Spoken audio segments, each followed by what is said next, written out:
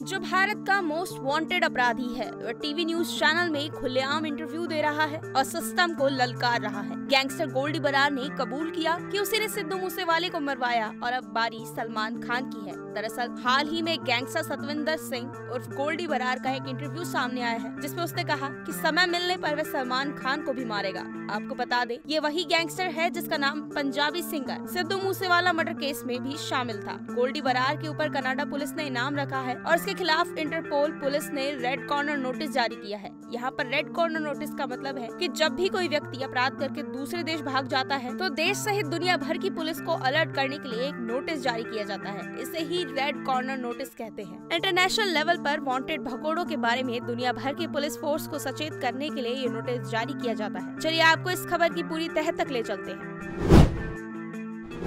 गोल्डी बरार पंजाब के श्री मुक्तसर साहिब का रहने वाला है। साल 1994 में जन्म हुआ तब माता पिता ने नाम रखा सतविंदर सिंह। पिता पुलिस में सब इंस्पेक्टर थे। बेटे को भी पढ़ा लिखा कर अपनी तरह काबिल बनाना चाहते थे, लेकिन सतविंदर सिंह उर्फ गोल्डी ने तो अपने लिए एक अलग ही रास्ता चुन लिया था। इस रास्ते को चुनने के पीछे की वजह ये बताई जाती है कि गोल्डी के चचेरे भाई गुरलाल बरार की किसी ने हत्या कर दी थी, जिसका बदला लेने के लिए गोल्डी ने क्राइम का रास्ता चुन लिया। फिर गोल्डी बरार वो इंसान बन गया जो पहले कत्ल करता है और फिर उसे बताना अपनी शान समझता है। देश का सबसे बड़ा गैंगस्टर लॉरेंस बिश्नोई है और एक गोल्डी बरार का सबसे खास दोस्त है। गोल्डी बरार बिश्नोई गैंग का सबसे भरोसेमंद आदमी है, ऐसा शख्स जो बिश्नोई गैंग को विदेशों में फैला रहा है और देश में अपराध करके दहशत फैला रहा है।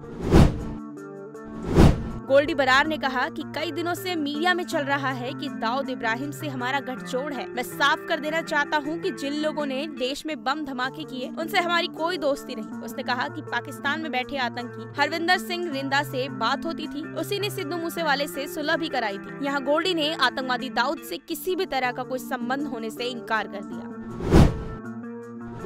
मशहूर सिंगर सिद्धू मूसेवाले को क्यों मारा, इसकी वजह भी गोल्डी बरार ने इस इंटरव्यू में बताई। गोल्डी कहता है कि सिद्धू एक अहंकारी शख्स था। उसने अपने पैसों और पॉलिटिकल पावर का गलत इस्तेमाल किया। ये जरूरी था कि सबक सिखाया जाए। गोल्डी ने आगे कहा, उसने हमारे कुछ ऐसे पर्सनल नुकसान किए हैं, कुछ ऐसी गलतियां कर बैठा जो माफी के लायक नहीं थी। मैंने कई पत्रकारों को कॉल लगाया विक्की मिड्डू खेड़ा के मर्डर के बाद। एक पत्रकार को फोन लगाया था सिद्धू को मारने से पहले कि इसका नाम सरेआम आ रहा है। विक्की मिड्डू खेड़ा को मारने में सिद्धू मूसेवाला का भी हाथ है। पुलिस कुछ नहीं कर रही है, कांग्रेस की सरकार है, इसका सीएम के साथ उठना बैठना है। कोई तो पूछो इसका नाम आया और ये सरेआम घूम रहा है अफसरों के साथ। गोल्डी बरार ने सिद्धू मूसेवाले को मारने के पीछे ये सारी वजह बताई।